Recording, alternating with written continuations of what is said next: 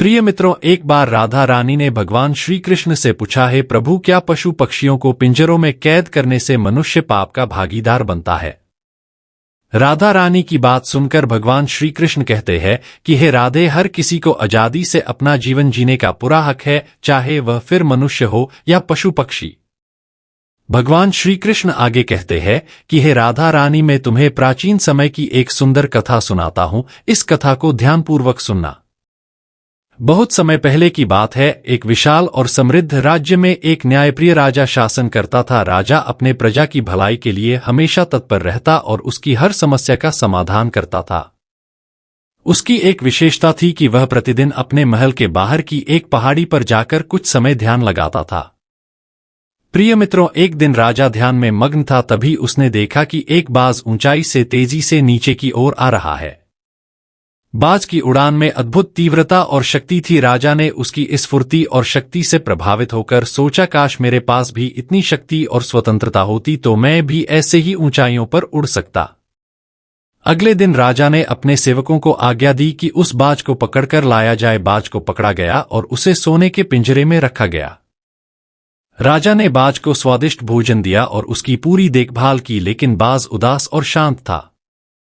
राजा ने सोचा कि शायद बाज को पिंजरे में रहने की आदत नहीं है, इसलिए उसने बाज के पंखों को काट दिया ताकि वह उड़ न सके और उसके महल के बगीचे में उसे छोड़ दिया। अब बाज स्वतंत्र रूप से उड़ नहीं सकता था, लेकिन फिर भी उसकी आंखों में वही गहरी उदासी थी।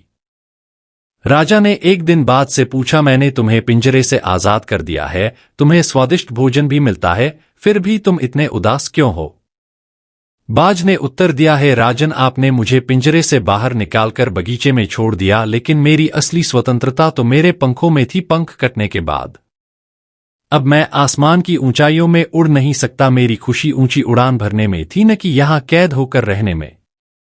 राजा को समझ में आ गया कि सच्ची खुशी और स्वतंत्रता किसी भी बाहरी सुख सुविधा में नहीं, बल्कि आत्मनिर्भरता और स्वतंत्रता में है। उसने बाज को फिर से जंगल में छोड़ दिया ताकि वह अपनी ऊंची उड़ान भर सके। प्रिय मित्रों, राजा ने जब बाज को जंगल में छोड़ा तो बाज ने राहत की सांस ली और अपनी आंखों में एक नई चमक के साथ आकाश की ओर देखा। अब उसके पंख ठीक हो चुके थे और उसे अपनी स्वतंत्रता लौटने का एहसास हुआ। बाज ने धीरे धीरे अपने पंखों को फड़फड़ाना शुरू किया और कुछ ही क्षणों में वह हवा में उड़ने लगा। उसने पहले छोटे छोटे चक्कर लगाए, मानो अपनी उड़ान की ताकत को फिर से महसूस कर रहा हो।